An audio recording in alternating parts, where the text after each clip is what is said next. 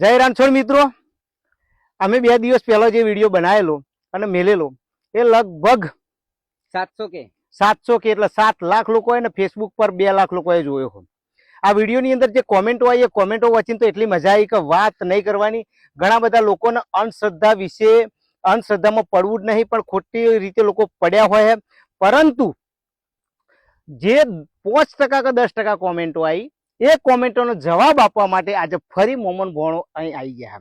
કારણ કે ઘણા બધા લોકોએ કોમેન્ટો એવું કર્યું કે આ જે વારેલું હોય ને તો તમારી તાકાત નહીં કે એનું લેબુ વારેલું હોય એનો શરબત બનાવીને તમે પી શકો.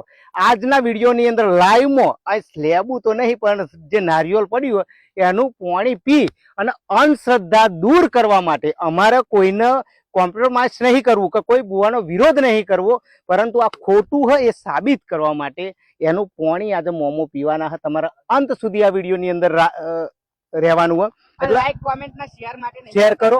85,000 ફોલોવર. અમુક જણા એમ કહેતા હતા કે ભાઈ ફોલોવર વધારવા કરો. એવું કશું હોય પર 85,000 ફોલોવર અને ફેસબુક પર 1 લાખ ના. પણ આ અંધશ્રદ્ધામાં કશું રહેલું નહીં. લોકો ખોટા ભુવાઓ તમને ખોટા વ્યામ ગાલી અને આ તમારું રાહતાર વાર દે, તમારો ઘર સાફ કરી દે, તમારો ઘર ખાલી કરી દે. જે લોકો ભુવાની અંદર પડ્યા એ લોકો બધા ખાલી થઈ ગયા અને તમે જોઈ શકો કે આ હવે નારિયેળ ફૂટવાની તૈયારીમાં, મોમો પાણી પીવાની તૈયારીમાં. એટલે તૈયાર રહેજો તમે. તમને એવું ના લાગે કે આ વિડીયો ખોટો બનાવ્યો હોય એના માટે એટલા લાઈવ રાખ્યું પણ નારિયેળ ખાઈશું. હવે લો પાણી ના નીકળ્યું. હવે મોમાનો વક કે ભુવાનો વક? સાચું બોલો તમે. હવે તમે જ કહો હવે અમે શું કરીએ? બોલો કેટલો નારિયેળ ફોડ્યા પણ પાણી નીકળ્યું નહીં. પણ જોઈ શકો આ નારિયેળ અને આ મોમો ખાઈ રહ્યું. પેલા ભાઈને કઈ હવે ત્યાં જે ચેલેન્જ ફેંકેલી કઈ એમ કહેતો હતો કે ના પાણી પીવાય તો લીંબુનું, તો આ નારિયેળ ખાધ્યું. અને કોના ભરોસે એ કહું કે સત્ય અને રાજા રણછોડ ના ભરોસે, રોમા પીર ના ભરોસે આ નારિયેળ ખાવામાં આવ્યું કે આમાં કોઈ શ્રદ્ધા નહીં, અંધશ્રદ્ધા જરીકે હ નહીં. એમની પર શ્રદ્ધા હ, એવા કોઈનું ખોટું કરવાના.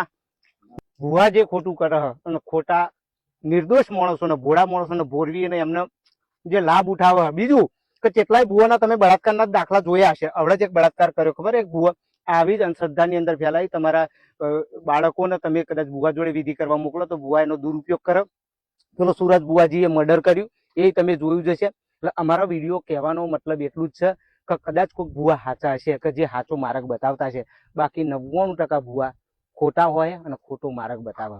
તો આ વિડીયોને વધુમાં વધુ શેર કરી અને ઘણા લોકો જો તે જાય અને જાગૃતિ ફેલાય એના માટે તમે કોમેન્ટ કરજો, એના માટે શેર કરજો. શું કેવું ભણા?